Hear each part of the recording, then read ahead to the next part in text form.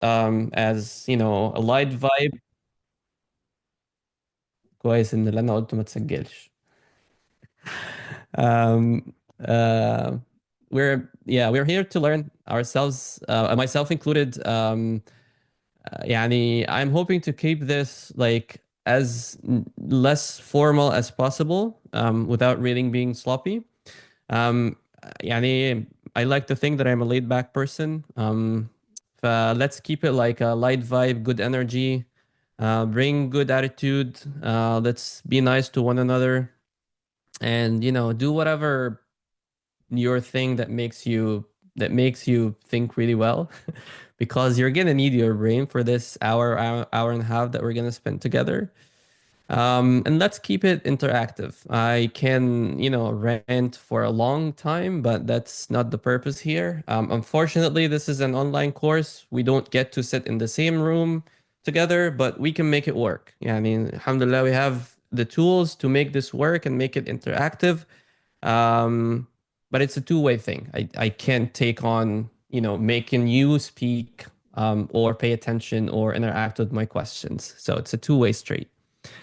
Um, at any point in time, maybe this is not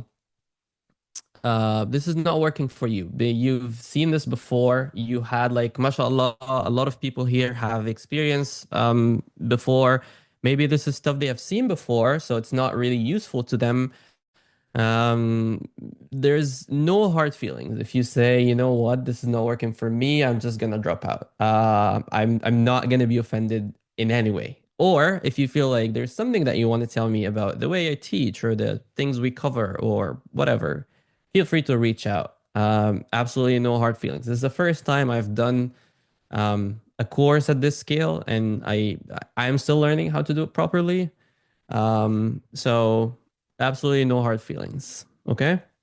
And I just said I'm a laid back person, so I take things lightly. I assume no prior knowledge of machine learning or deep learning. This might mean that we're going to cover very, very basic stuff. And for those who had previous exposure to machine learning and deep learning, might find some concepts to be repetitive. But this is the assumption that I'm making. We're going to start from really, really, -1, not even zero level, and we're going to build our knowledge together.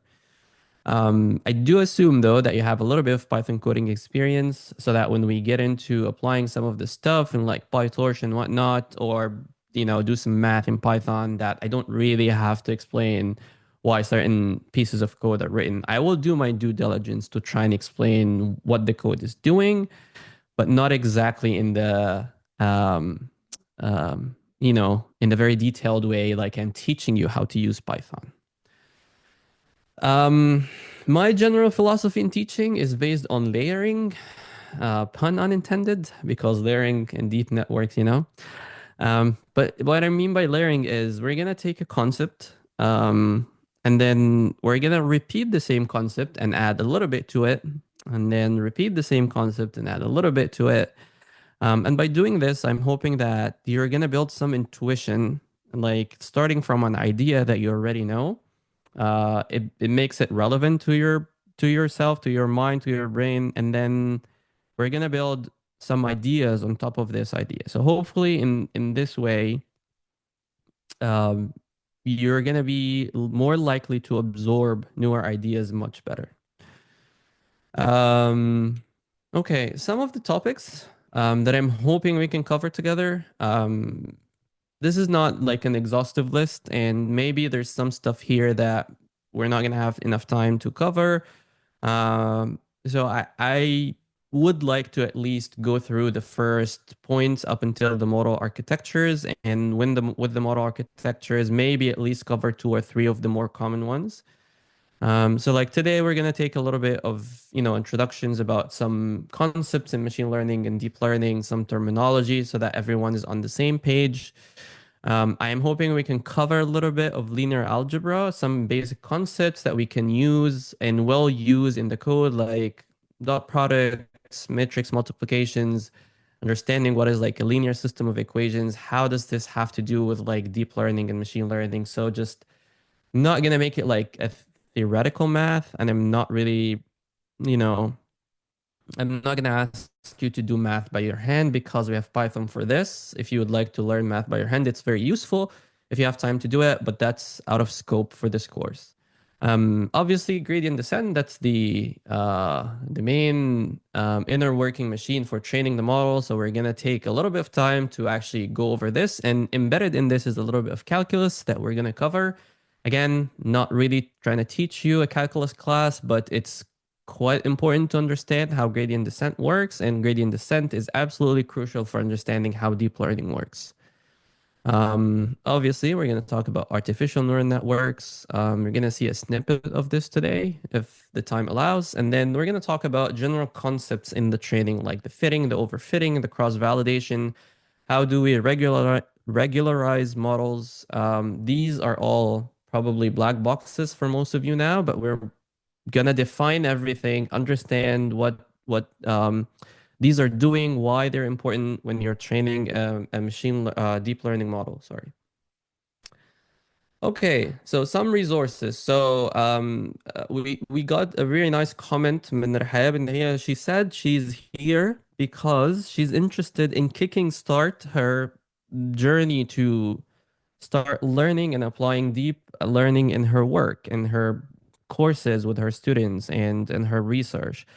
So this is, there's no way we're going to cover everything. There's no way you're going to come out of this course as like an expert in deep learning or whatever.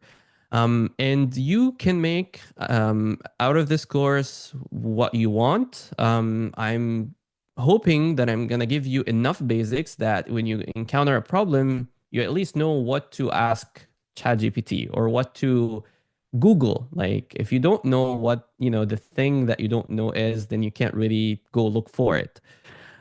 So if you have time, I mean, everyone has their own schedule, and some people are, have lectures or research. Some people are students. Some people are doing their masters or PhDs. Um, these are some of the resources that if you have time and you would like to explore a little bit beyond what we're, discussing here, hopefully these are resources that I found useful myself when I was learning deep learning, and hence I included them here. So every one of those are actually things that I personally used to learn. And that's why I'm recommending them. Especially the first one, understanding deep learning. It's actually I'm gonna try and follow the like this book. Like I'm not gonna make it like a course where we explain the book, but I'm gonna use a lot of concepts and maybe the flow of the topics from this book. And you can get the PDF online. It's freely available.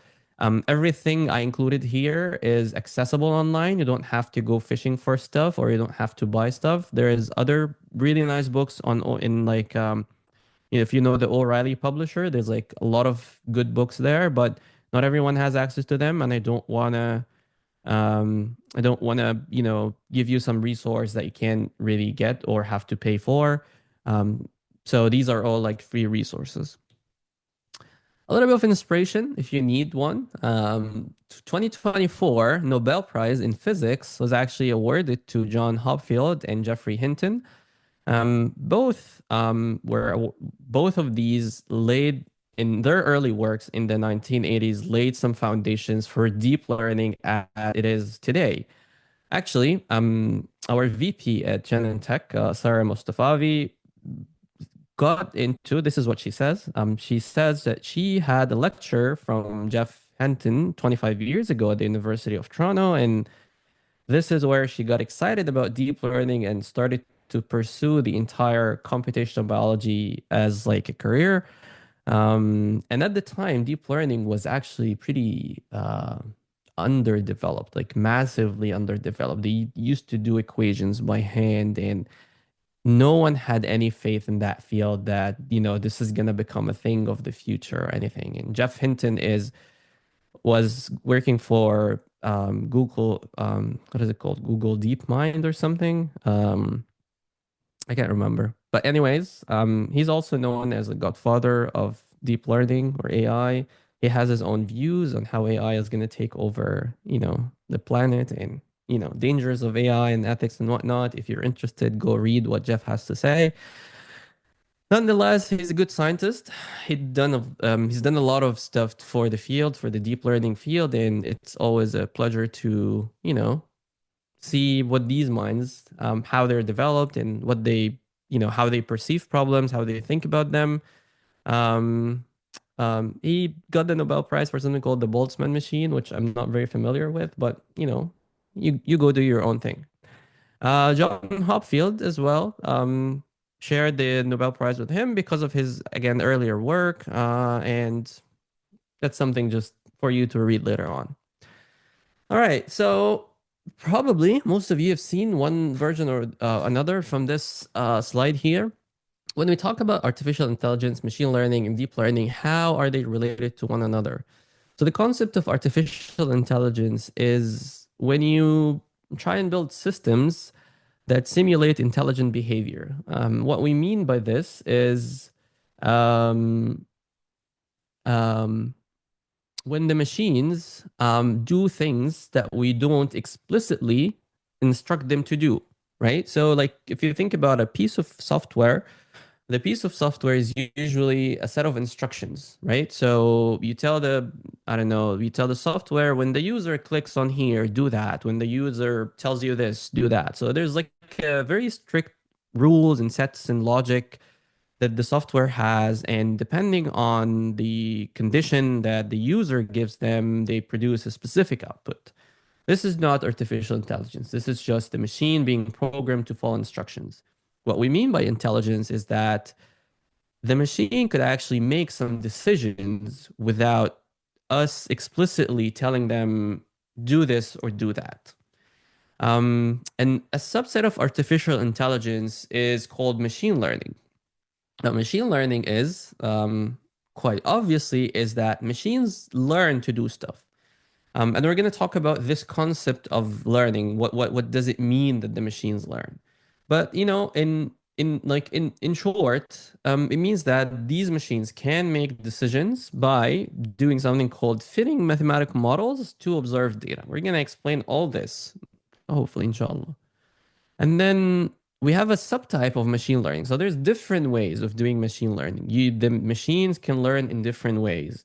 And these ways are the different mathematical models that are used in this learning process. And one of these models that we're going to be mostly talking about here in this course is called neural networks. They're called neural networks because they are primarily trying to mimic the neural networks in our brain. So the entire inspiration of neural networks came from how our neurons function in our brains, how they are interconnected. One neuron passes a signal to a different neuron, and then there's this flow of information across different neurons, which ultimately causes you to think something or to do an action, right? So the neural networks are very much inspired by this structure, despite subhanallah, the complexity comes nowhere close to what we have in our bodies. And the strength of deep learning is that because of how it is set up, and we're gonna talk about this obviously in details, it has the power to make the machines learn things that are not possible by simpler mathematical models. And we're going to give examples to what is a simple, what is a complex, and what are some of the tasks that you can do with, for example, deep learning that you can't do with a simpler format of machine learning like linear regression, for example. With that said, there's some very simple tasks that you will find that deep learning, like if you program a neural network, that it just does really bad on this task. So, in other words, not because you can use something like neural networks, it doesn't mean you should be using it in every single problem. And this is part of the experience that you're going to get in this field. A very, very important question when you're trying to solve a problem is what are the tools that are suitable for solving that problem? Not every tool is, usable for all the problems. You have to think about the problem. You have to think about what the assumptions are in this problem. And then you have to think about the tools available for you to come up with a solution and then you start applying. Quite honestly, this is usually an experimental procedure. So you experiment with different methods and then you end up with one that works better. And we're gonna learn how to experiment, how to iterate using different models, and eventually, come up with something that works better for your specific use case. Right. So back to the concept of machines. How do machines learn? So usually machines, we give them data, we call it the training data, and these are usually examples, right? So I would like you to think about a baby trying to learn about the world, right? So how does a baby um, recognize a red car when they see it, for example?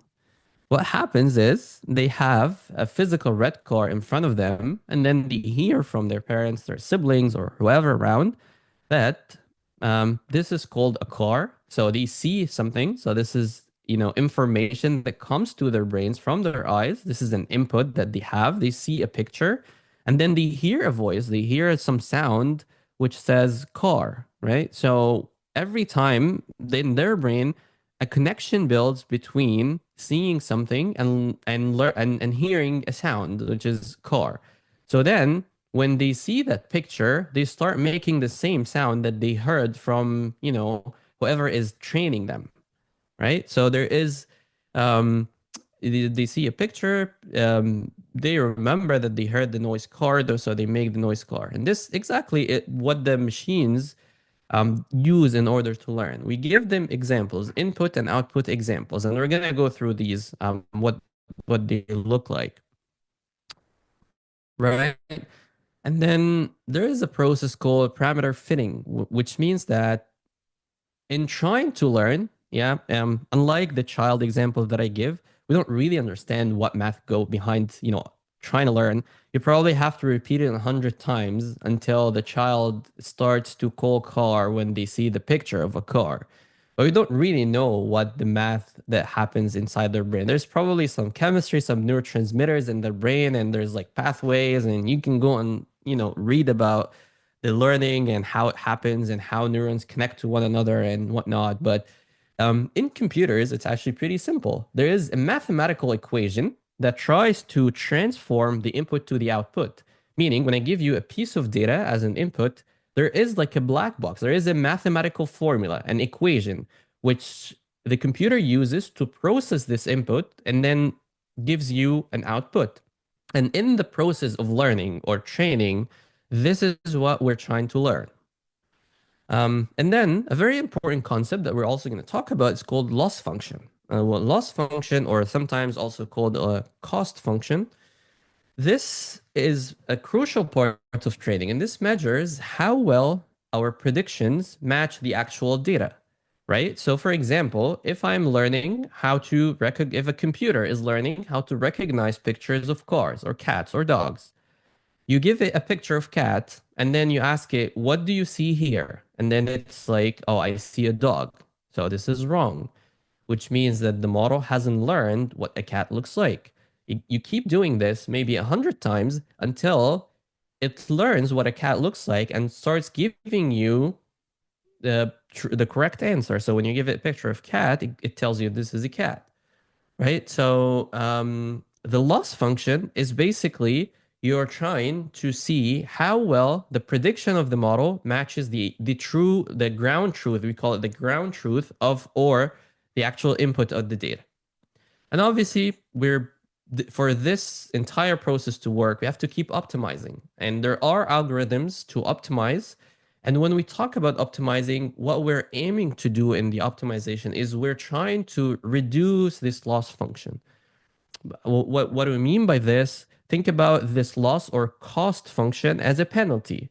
When you do something wrong, you get penalized. And in order for you to optimize your performance, you would like to have as little loss or as little penalty as possible, which indicates that you have, been well trained and um, you can perform the tasks that you're being trained to do.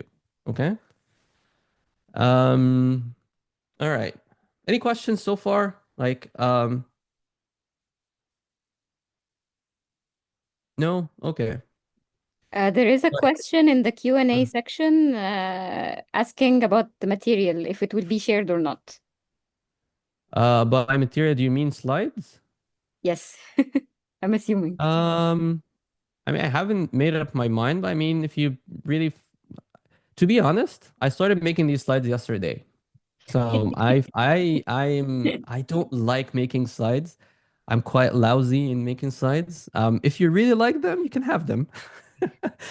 Um, yeah. But I mean, there's all the resources that I share that are actually much better than my slides, to be honest. But I mean, if you like my slides, you can have them. It's okay.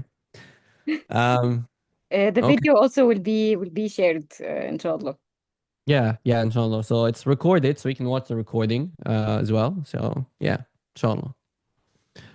And I mean, when we get to like the sections where we actually write code and stuff, you're gonna have access to the notebooks and all the code that we're gonna run. So I think this is the more share sharing worthy part rather than the sloppy slides I made.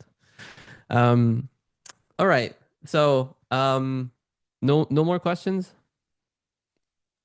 There is one more question about practical segments. Will there be any practical segments or exercises? Yeah. Yeah. Well, I mean, yes, there will be. So the idea is as we start getting into the meat and potatoes of this course, I'm not just gonna sit here and describe how things work. We're gonna run code together live. I'm gonna explain how the code runs, what it does. We're gonna look at outputs together. I am hoping I can set up Colab. If anyone here has experience setting up Colab, let me know. It should be pretty simple, but yeah. This is gonna be easier for everyone to run the same thing without having to mess with environments and whatnot. But yeah, there's gonna be code and practical stuff. What kind of data will we be working with? This is depending on the section. So if we're doing like math and primary stuff, we're just gonna use public data sets, random data, iris data sets and stuff. The idea is not really to make a publication out of this. The idea is to um, basically showcase how things are done on toy data, and then you can go and do it on your real data if you have real data. All right. Any more questions? Okay, moving on. Okay, so what exactly do we mean when we say a model? I keep saying, Abdurrahman, do you have something to say? Your hands Uh, up. I'm really sorry. I was asking about the data because I want to understand more how could deep learning be used on biomedical data, especially like gene-related data or cellular, single cell, these kind of stuff. طيب ما يعني I honestly I'm not planning to cover like let me think about it. We can see like we can import a couple of public data sets and play with it, but we have to think about what we want to do with it. Um but I mean we can chat offline. I can give you some pointers, show you some of the papers that you might want to look into. But there's a ton of stuff you can do with it. But this I would say that this is quite advanced for what I want to do in this course. Could be a follow-up course or something. Um, because they really need the basics. And that's what we're trying to learn here. Okay, great, thank you. Yeah. طيب. Um, There is Mariam also. She has a question in the Q&A section. She's asking, can you please explain what is the parameter fitting? yeah, اتقلي بس شوية مريم هنجيلها حاضر. حاضر. طيب. What is a model, right? أنا عمال اقول دلوقتي machine learning model, deep learning model. ايه هو المودel? What do we mean by saying a model? So, very simply, a very academic, definition of a model, it's a simplified representation of a system or a phenomenon, right? Usually built for a specific purpose. Or if like the nerdy math definition, it's a purposeful abstraction of reality, okay?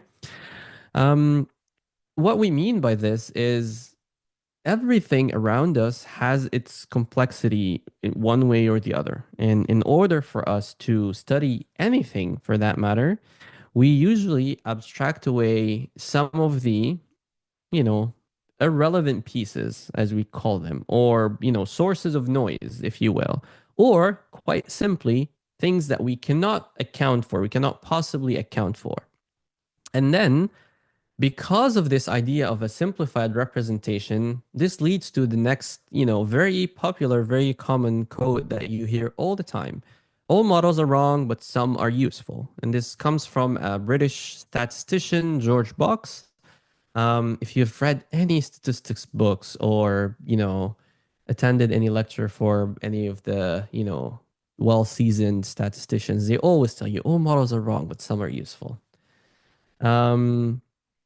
So why is this? Why are all the models wrong and some are useful, but some are useful? It's because of the exact definition of models. It's because models are simplified representations, which means that they never, never, ever truly capture the entire phenomenon or the entire system that we're trying to study.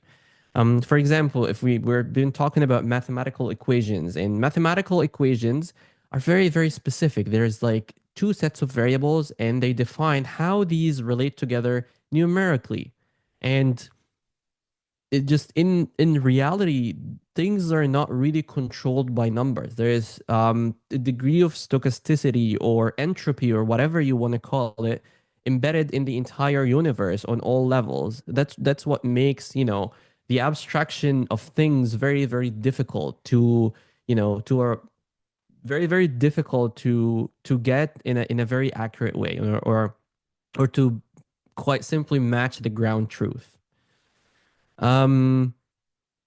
So when we talk about machine learning or deep learning, what we mean by saying a model is simply a mathematical equation that describes the relationship between the variables that are studying, or in other words, an equation that transforms an input to an output.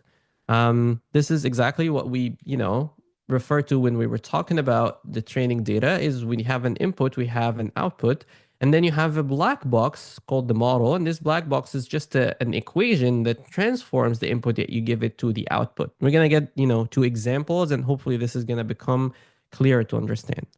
Now, a question for you. We've been talking about models in machine learning and deep learning. If we switch gears and talk about biology, what do we mean by models? Do we even have models in biology, for example? Any takers? Animal model? Yeah, so animal models, like mouse models, for example. Like when you're trying to study something, and maybe it's a certain pathology,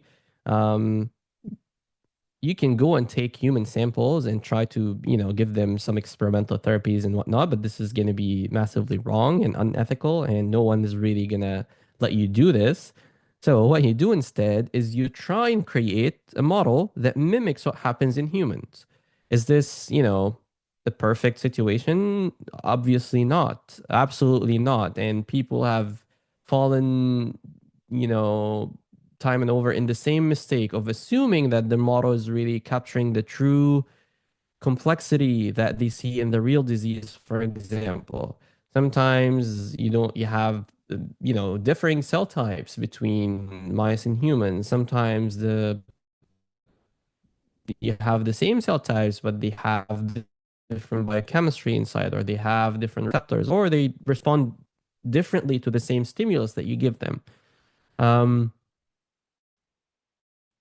So this is the only way, probably the only way, or maybe one of the few ways, let's not say only, one of the few ways that you can try and understand the problem that you're working with.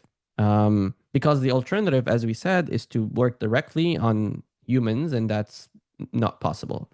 So we are using models, we will keep using models, and we acknowledge that models are wrong, including the ones that we're trying to train, to use, and to learn how to do.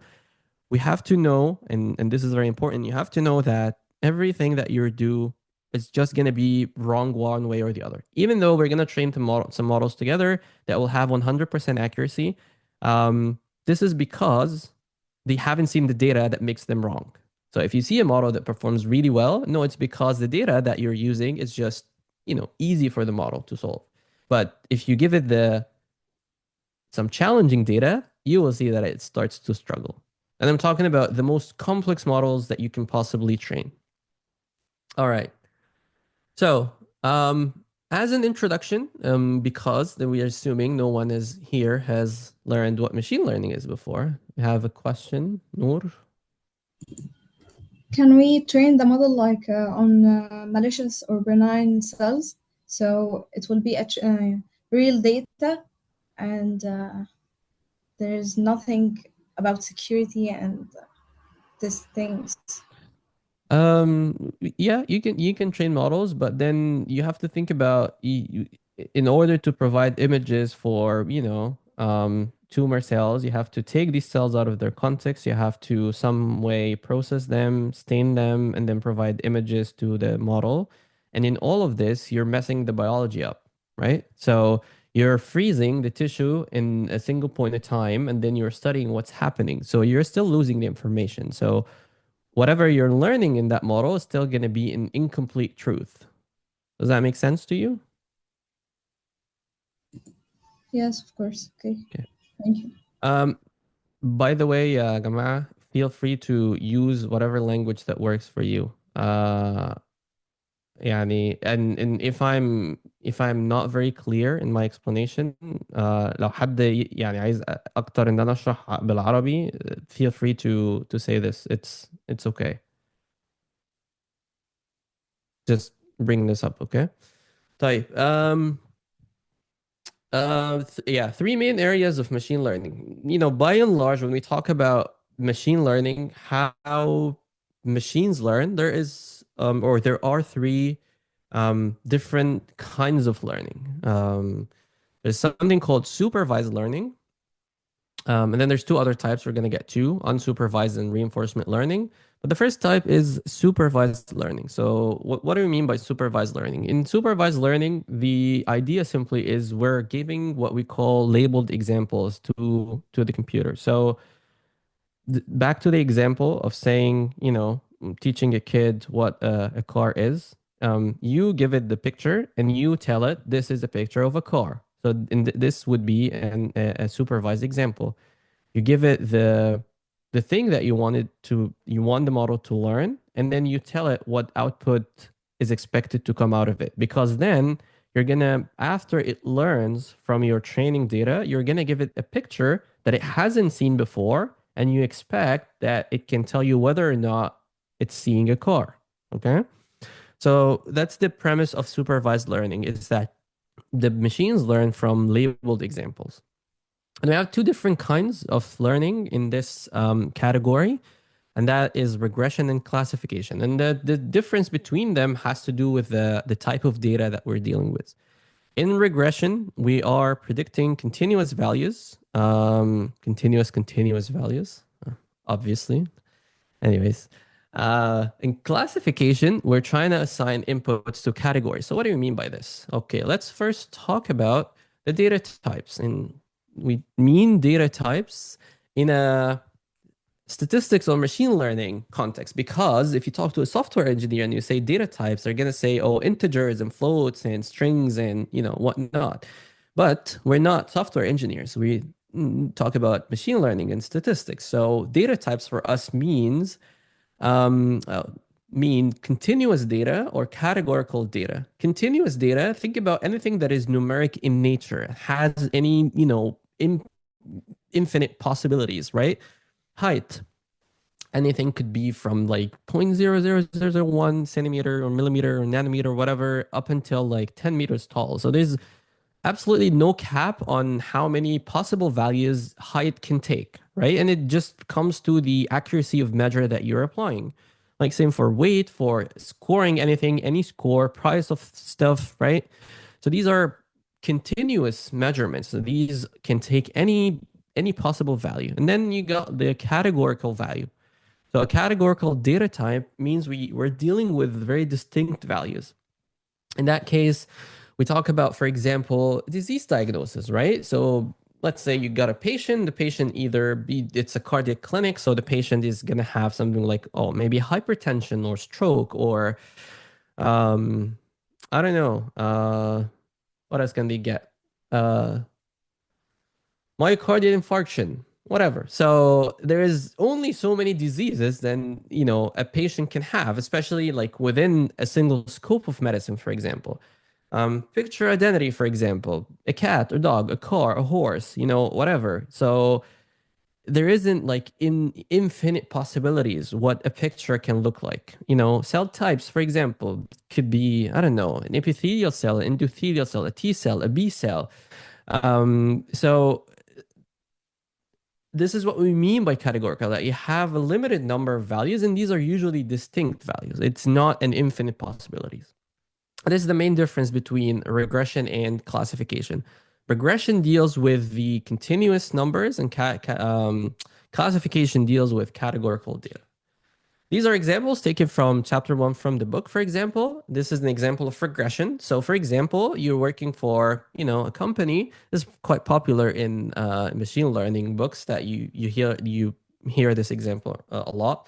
That you're trying to predict the price of a house depending on the features of that house. So you got a house that is 600 square feet. Has 4 bedrooms, and it was previously sold for $235,000 in 2005. Oh, this is a very old book. And it's got 1 parking spot, right? So this is the data that the model is seeing. This is the data that you're feeding into the model, right? And these become your features encoded in a way that, for example, you see it's 6,000, 4 bedrooms. That's the price it was sold for, when it was sold, and how many parking spots, right?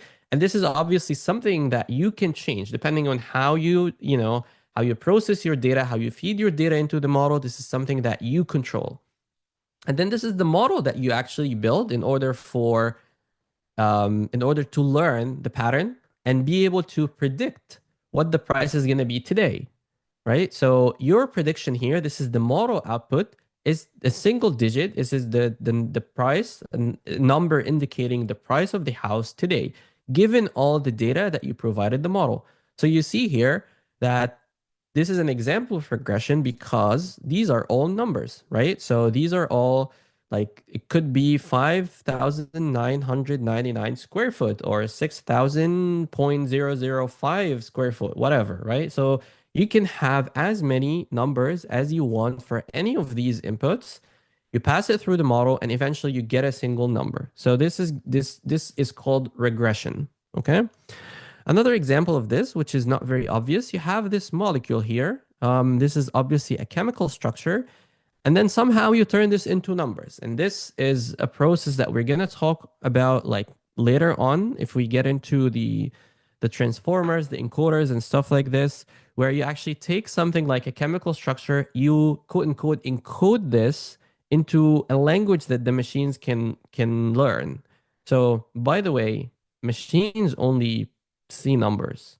So whatever you think that you're giving the machine, whether this is a picture, a video, an audio clip, some text, some numbers, everything gets converted to numbers and gets converted to ones and zeros for that matter.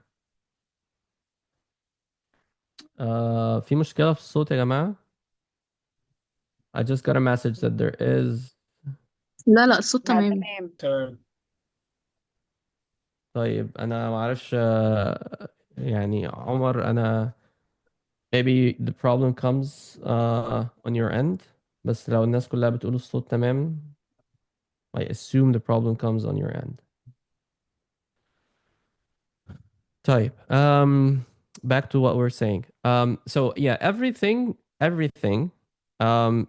that you input into the machine is actually transferred into numbers, and only actually eventually ones and zeros. This is really how computers work. They're just a bunch of transistors, and when you have 1, the transistor lights up. When you have 0, it doesn't light up. And this is the only way data gets processed in computers. So whatever we think we're giving the model, be it like a text or video or a chemical structure like here, this is not really what the computer sees. It just sees a bunch of numbers eventually. And we part of how we process our data is we take whatever we have as an input from real world, and then we encode this into some input, and then we pass this through the model so that the model learns, and then eventually we get an output that we are interested in. In that case, we're interested in predicting, for example, the freezing point and the boiling point of this structure. Again, these are numbers. These are continuous. These can take any values. Similar to the structure, because we're encoding the chemistry here in a bunch of numbers, there's no restricted possibilities on how many numbers these could be. We can make any crazy structure that we want, and then we can predict what the freezing point and boiling point are going to be. Whether this is accurate or not, this is a different question. Okay, so these are examples of regression, right? Moving on to examples of classification. This is quite simple. We have, for example, this here is like a review for like a restaurant, and the model is trying to learn whether this is a positive or a negative review. So it sees a bunch of text.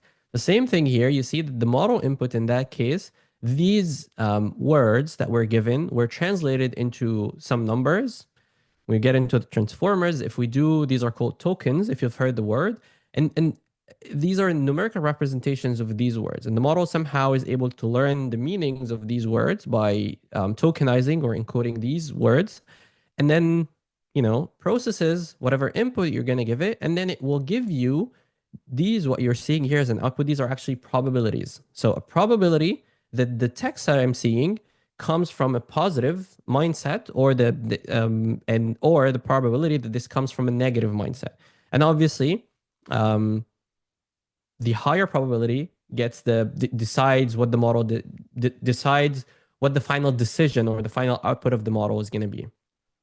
A different example here. This is a picture of a bicycle, and the model is trying to predict what category of thing it's seeing.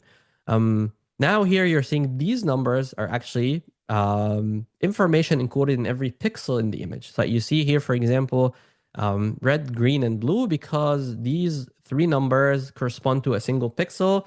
Because this is a colored image, colors work in RGB. So you got the red channel, the green channel, the blue channel, and every one of those has values. And this is how the computer is able to see what's on the screen. It doesn't really know what a bicycle looks like. It just knows that this arrangement of pixels, which is encoded in this set of digits, is actually corresponding to a bicycle. Okay.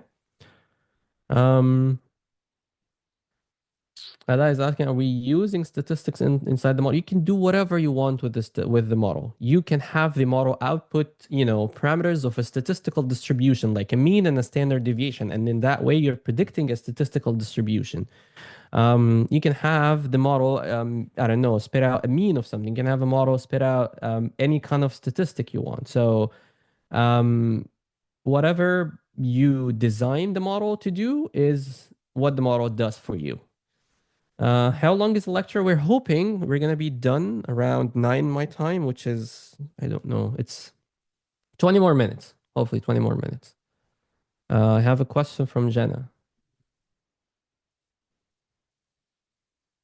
سكوزي ماما دكتور ممكن حضرتك تعيد كلاسيفيكيشن تاني؟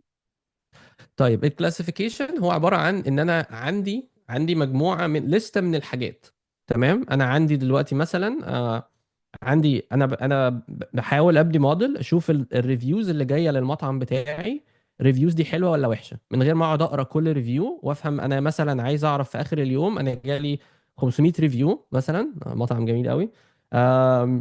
عايز اعرف كام من ال 500 دول كانوا ناس اتبسطت من الخدمه اللي اتقدمت لهم، وكام منهم كانوا مش مبسوطين. فانا عندي دلوقتي الريفيوز دي هاخدها اديها للموديل، وعايز الموديل بس يقول لي الريفيو ده كان حلو ولا وحش. was it a positive، يعني حد بيشكر في المطعم ولا حد بيقول لا يا جماعه المكان ده وحش محدش يروحوا. تمام. او صوره زي ما انا شايف كده، وعايز الموديل يقول لي الصوره دي ايه. الصوره دي زي ما احنا شايفين في الاكزامبل هنا، ابل ولا بي ولا بايسيكل ولا كلاون. يعني انا مدي للموديل ليست اوف مثلا ايه، ليتس سي 20 حاجه. ال 20 حاجه دول عايز اعرف الصوره دي انهي حاجه في ال 20 دول. تمام. يبقى الكلاسيفيكيشن في شويه حاجات بري ديفايند. انا قايل للموديل ان ان الحاجه اللي انا هديها لك، الانبوت اللي انا هديه لك ده has to fall into one of these categories. Given what you learned, given the training that you had, can you tell me which one of these categories is my input? Does that make sense? اوكي شكرا. محمد؟ هو بس في حاجة يعني دلوقتي بعد ال classification is there like a threshold that decide that this is a negative or this is a positive? Yeah. So احنا هنا دي حاجة هناخد لسه حاجة اسمها activation functions والكلام ده، هنفهم الاوتبوت بتاع ازاي الاوتبوت بتاع الموديل. احنا اللي بنقرر الاوتبوت ده يبقى شكله عامل ازاي. يعني لو انت فكرت كده كل المودلز هنا، مثلا الموديل ده كان الاوتبوت بتاعه سنجل نمبر، صح؟ ده ريجريشن، كان الاوتبوت بتاعه سنجل نمبر. وده برضه ريجريشن موديل، بس الاوتبوت بتاعه كان تو نمبرز، فريزنج بوينت وبويلينج بوينت. طب ممكن يبقى 3، طب ممكن يبقى 10، طب ممكن يبقى 100. You decide how the output looks like. هنا قررنا ان احنا هن output probabilities for every category. And then we pick the highest number to be the actual output that the model returns. So in reality, you don't actually see these probabilities unless you expose them. In reality, the output you get is the final answer. Was this a negative review or positive review? But this is based off of probabilities that the model calculates. And Yeah. you can choose to return, I want to return a probability for every single category. دي برضو ممكن يبقى مثلا، ما انت شيء let's say مثلا ان انت هنا يعني عندك 10 categories وكلهم مثلا returning 0.09 0.1 0.1، واحد بس منهم مثلا 0.12. فانت شايف ان الموديل actually it picked a category عشان ده كان هو اعلى نمبر. بس لما تبص على ال probabilities ما كانش فيه dominant probability. يعني انت شايف هنا البايسيكل مثلا there is a 90% chance that this picture is a bicycle. This means that the model has a little bit of confidence because the probability of this being a bicycle is really high. بس لو كل الارقام دي، ما هو عشان هم probabilities they have to add to 1. صحيح؟ Yeah. بس لو كل الارقام دي ارقام صغيره وات راندم، عشان انت بتختار رقم كبير، اخترت رقم وكده، يبقى معنى كده ان الموديل ده it's just doing stochastic stuff. الموضوع راندم، الموضوع مش ان هو الموديل فعلا learned البيكتشر دي بتاعت ايه. وصلت؟ تمام. محمد؟ يبقى انا هنا حضرتك الفرق بين الباينري كلاسيفيكيشن والمالتي كلاسيفيكيشن، حاجه اتكلم عن الباينري بس. انا معلش الصوت قطع عندي، ممكن تعيد سؤالك تاني؟ انا هنا حضرتك بتتكلم على الباينري كلاسيفيكيشن. طيب المالتي كلاس، انا الموديل بتاعي عاوز اشوف الفرق ما بين الباينري والمالتي كلاس. ما هو انا يعني I did not explicitly say، بس the first example here is a binary classification عشان you only have two options to pick from، واللي تحت ده is a multimodal، يعني في اكتر من category to pick from. The only difference is يعني how many categories are you classifying into.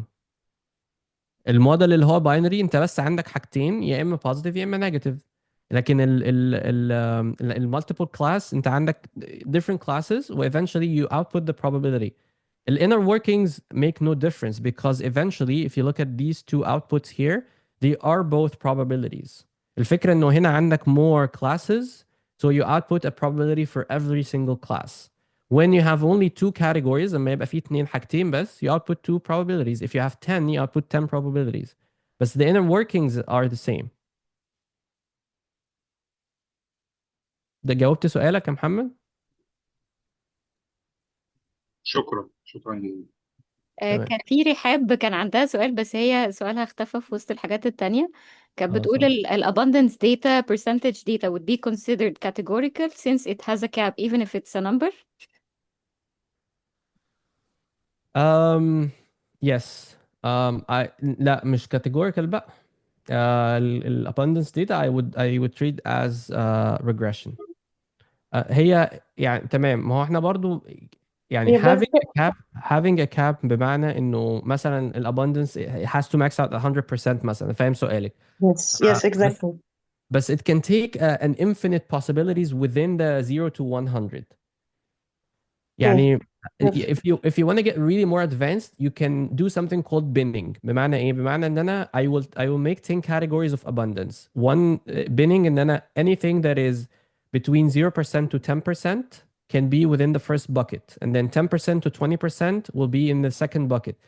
And this way, بالطريقة دي, you're taking away the importance, or you don't really care much about the exact abundance value. You just care about where the abundance value, in which bucket does the abundance value falls.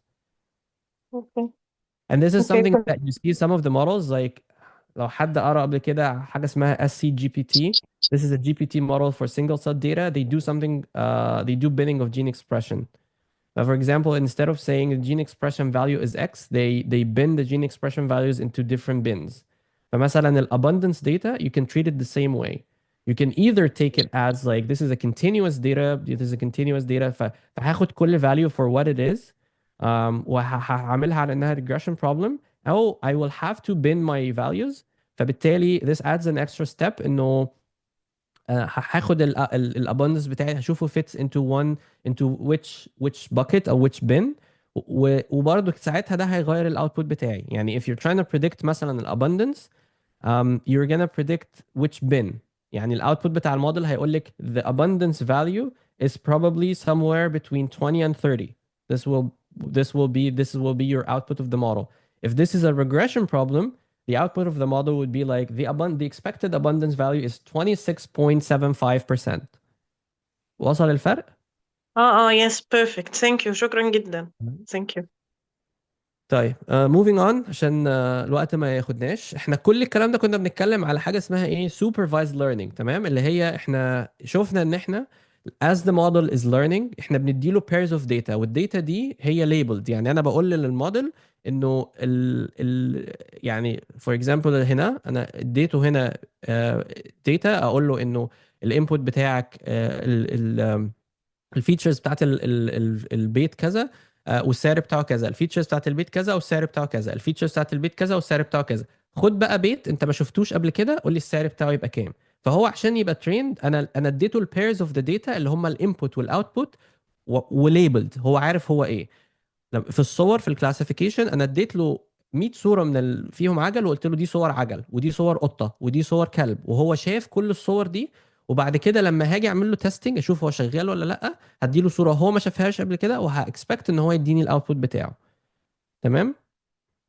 طيب فهد بيقول machines recognize pixel. What about the string or text؟ ده زي الاكزامبل اللي احنا شفناه هنا ده، they are tokenized او they are encoded in a way.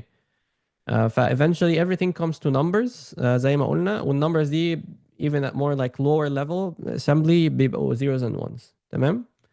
طيب النوع التاني بقى من learning هو unsupervised learning. فهنا في يعني supervised كنت بديله labeled examples، يبقى unsupervised مش هديله labeled examples، هديله data اقول له خد الداتا دي figure out بقى الداتا دي كده ايه، طلع لي منها شويه patterns. تمام. فاللي بيحصل هنا ان الموديل بيتعلم حاجه اسمها latent variables. يعني ايه latent variables او another name for it embeddings، ودي very popular في الترانسكريبتومكس والجينومكس وكده. ان احنا عندنا thousands of genes بديها للموديل، وبقول للموديل لو سمحت for every cell try to compress your understanding, your model of the cell, the way you see a cell into مثلا 128 features. يعني انا مدي لك 50,000 genes that define this cell.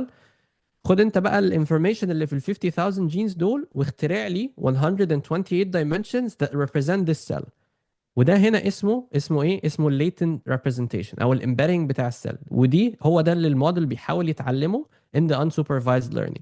هو بيبص على كل الجينز ويبص على كل السيلز ويحاول يفهم بقى ايه منه لنفسه، بيحاول يفهم ايه الفيتشرز دي مهمه، الفيتشرز دي مش مهمه، طب انا هكمبرس الفيتشرز دي مع بعض وهعمل منهم فيتشر جديده.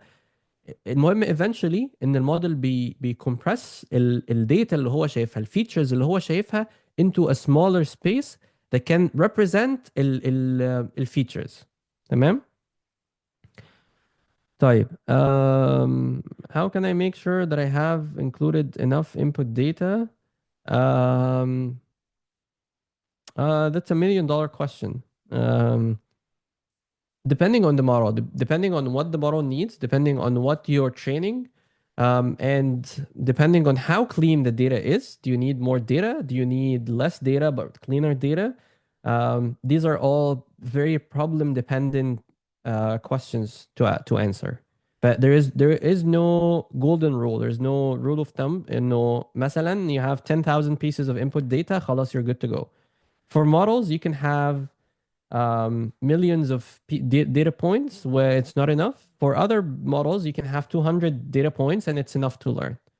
But this is very context dependent. تمام صح يا محمد. Like PCA, you can think of PCs or principal components as latent variables. انه احنا بنعمل PCA مثلا على sequencing data.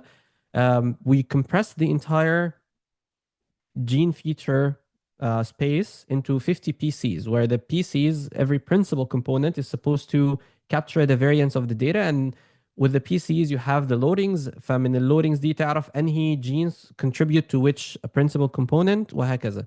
بس يعني not to confuse people, let's just get back to what we're saying. إنه latent variables دي هي the model's way of representing the bigger format of the data into a more compressed form of the data.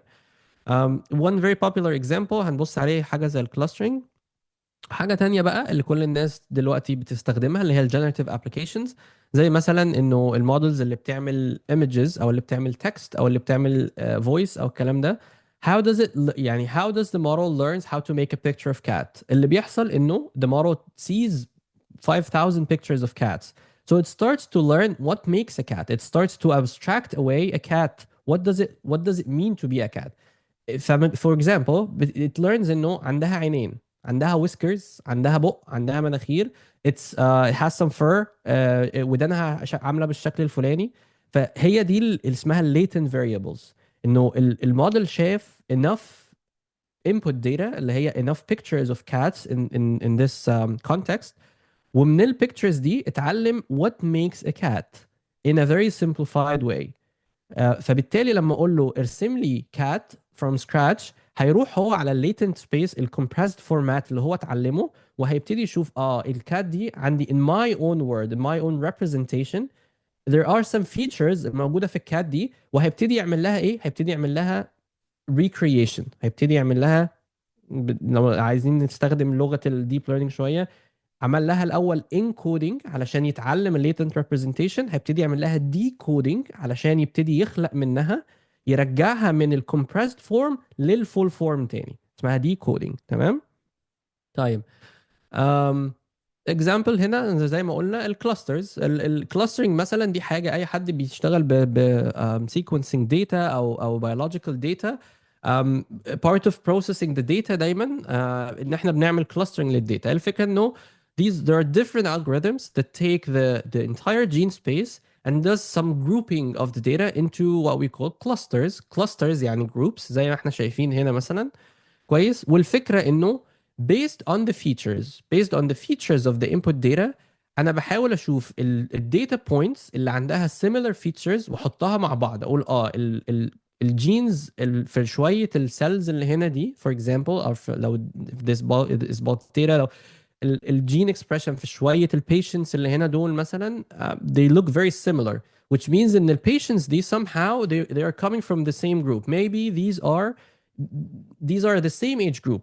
Maybe these are the same gender. Maybe these have the same disease. Maybe these have been treated in the same condition. تمام. Important thing to know here is the model doesn't know that these are similar. The model is not being told that these come from a similar treatment group or a similar biological group. الفكرة إنه the model only has access to the features. From looking at the feature, the model learns to group these data points depending on the similarity or the dissimilarity in their features. Okay? طيب. The key idea in clustering هو ان احنا بنحاول نماكسمايز the similarity within a single cluster and minimize the similarity between the clusters. بمعنى انه in order to belong to the same group، كل الناس اللي within the same group لازم يبقوا شبه بعض، ويبقوا مش شبه الناس اللي في الجروبس التانية، لان هم لو شبه الجروبس التانية طب why aren't they in the same group؟ تمام؟ طيب اوكي. طيب دي examples من برضو من الكتاب examples of unsupervised generative models for images. دي صور اتبنت بمودلز. To us it looks like pictures of cats, but these were actually these are not real pictures. These were pictures created by models who were trained to see cats and generate cats. As we just explained, the idea is as the model is being trained, it learns a latent representation. The latent representation then is used to create or regenerate the pictures like this. تمام؟ طيب. آخر حاجة, which is not going to be very it's not going to be very relevant for this course. Reinforcement learning is actually pretty cool. And in the time of agents and more advanced topics in AI, this is actually very important. But it's beyond what we're going to cover in this course. فهو simply a reinforcement learning. This is kind of like trying to mimic the human behavior a little bit. So in this case, the models actually learn from states. بمعنى إيه؟ بمعنى إنه instead of giving the model a specific input and output, أو مثلا a set of features and asking the model to cluster them or to generate something. الفكرة هنا إنه the model is given policies related to states. بمعنى إنه, for example, I will define that there is a state called reward. If you find yourself in a state of reward, do this. There is a state called being wrong. If you find yourself in a state of being wrong, then do that. This is different, like the entire premise is different from supervised and unsupervised learning because the foundation is very different. The way the machines perceive the input is very different. The way the machines make decisions are very different. Examples for this are game playing. كلنا لعبنا computer games, for example. Reinforcement learning is how computers get better at playing a certain game. Robotics, for example. If you're following advances in robotics, for example, how do robots know that they made a mistake and not to repeat this? The underlying foundation is this reinforcement learning. By actually specifying certain policies for them and then defining certain states that the model can be in a given number of states, and depending on the states, the model makes a decision depending on what the policy dictates. Okay, but this is a dynamic process. This is not to say that this is strictly pre-encoded. Remember when we were talking about the software, and we said that this is not artificial intelligence because these are predefined sets. In this case, the states and the policies, they could be rules to follow, but then the input and the output is something that the model learns to adapt. Like for example, if it's a robot and it did something and it found itself in a state of being wrong, it will use this information to learn not to do this action in the future. Okay? Yeah, the model being punished, we'll talk about this. Okay? Okay. Yeah, as we said, this is a pretty good area of artificial intelligence, so we're not going to get into it. I'm just mentioning this here for the sake of completing the areas of machine learning. طيب, in the last احنا عندنا 5 minutes. I had a problem to go over, بس حاسس انه if we start doing this, we might go over time. Maybe we keep this for next time. نبتدي من هنا إن شاء الله. It will be a nice application to everything what we've talked about today. فهنبتدي إن شاء الله المرة الجاية من هنا وهنكمل شوية. We will get into a little bit of linear algebra next time. وبعد كده إن شاء الله we will get into the architecture of neural networks بإذن الله. Probably مش هنلحق المرة الجاية, فmaybe المرة اللي بعدها بإذن الله. Is learning reinforcement learning used yeah, of course. Abdurrahman, if you follow robotic surgeries, for example, والكلام ده كله, reinforcement learning is a big thing there. وطبعا يعني there are models that do reinforcement learning. If you read a little bit on like agents and stuff, there's a lot of reinforcement learning in the space of agents and whatnot. But this is, again, Not to say anything bad about the field. This is a pretty exciting area, but beyond the scope of what we're gonna cover, inshallah. Any final questions, Nada?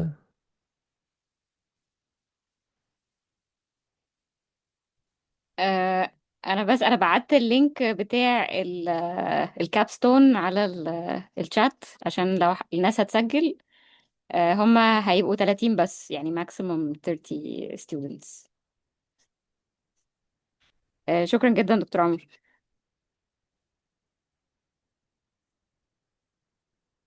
Nada, عندك question؟ يلا. هو أنا خريجة كمبيوتر ساينس أند اي اي. فكنت عايزة أعرف يعني أنا كنت مهتمة بمجال البايوانفورماتكس.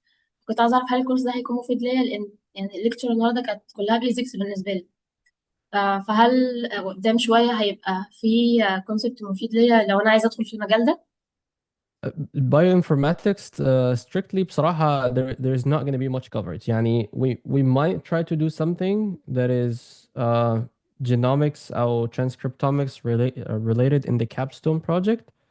But for most part, it's going to be like basic deep learning. يعني architectures, loss functions, regularization, fitting, um, basically يعني hopefully we're gonna cover a few architectures. This might be um, this might be stuff you already know. بس مش هيبقى فيه يعني مش هيبقى فيه يعني direct application على bioinformatics problems. And even if يعني هيبقى حاجات بسيطة just to يعني showcase how these models can be used in bioinformatics problems أو كده، بس مش هيبقى يعني intense bioinformatics. That's not what the course is intended to cover. Okay.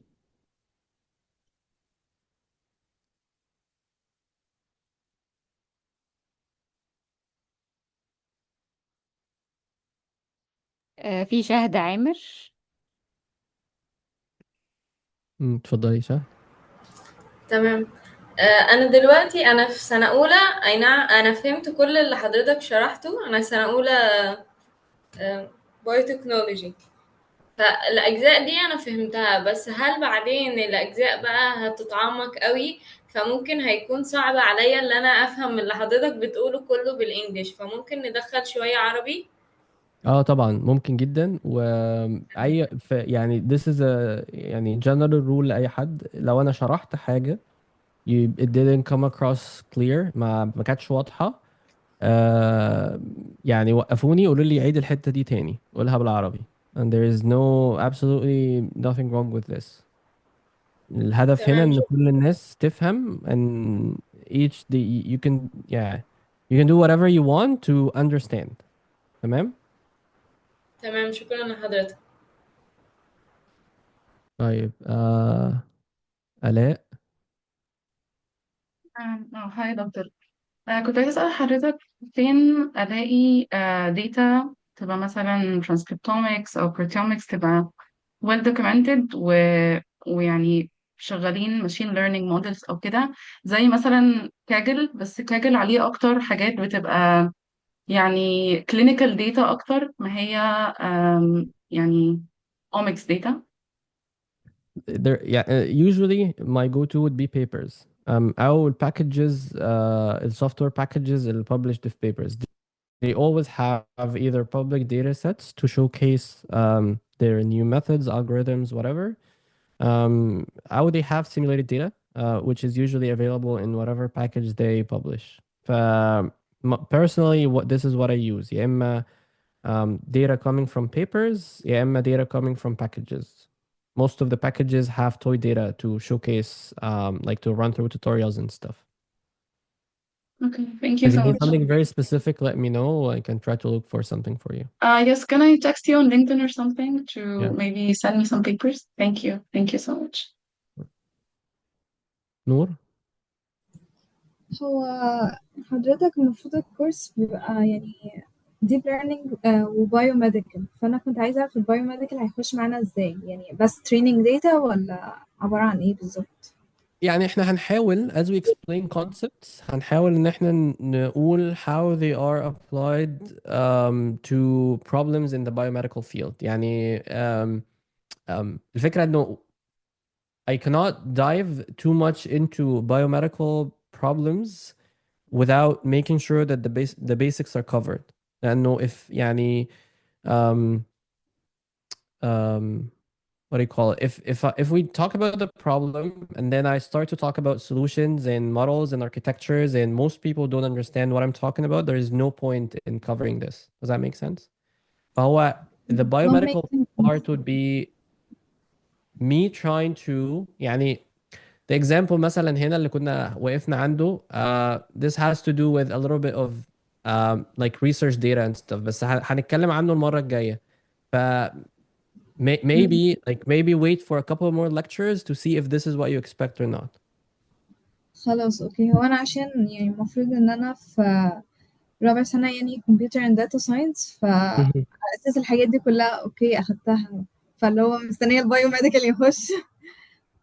هي to بس be honest it's not going to be heavy on the biomedical stuff لأنه احنا الفكرة انه this is for people who don't understand how do you construct a loss function, how do you build a model, how do you pick a proper architecture of the model. يعني in doing this we have to bring up example problems to showcase المودلز دي ممكن تعمل ايه. لكن احنا the goal is not to discuss different biomedical problems and try to solve them with deep learning. This would be for someone who already knows what deep learning is and what it can do, and has like an arsenal of models, and now we're talking about the problems and how to solve them. This is a completely different scope. اوكي ماشي. Okay. ياسين، ناخد سؤال ياسين and then we can conclude إن شاء الله. وممكن بس السلايد بتاعت الريسورسز.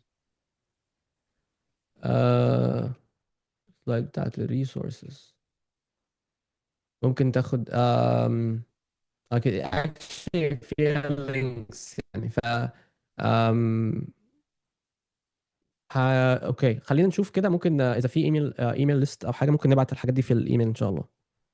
وهنعمل ان شاء الله هعمل جيت هاب ريبو عشان when we start doing notebooks and tutorials and stuff ان شاء الله I will upload the stuff ان شاء الله. ان شاء الله. شكرا جدا.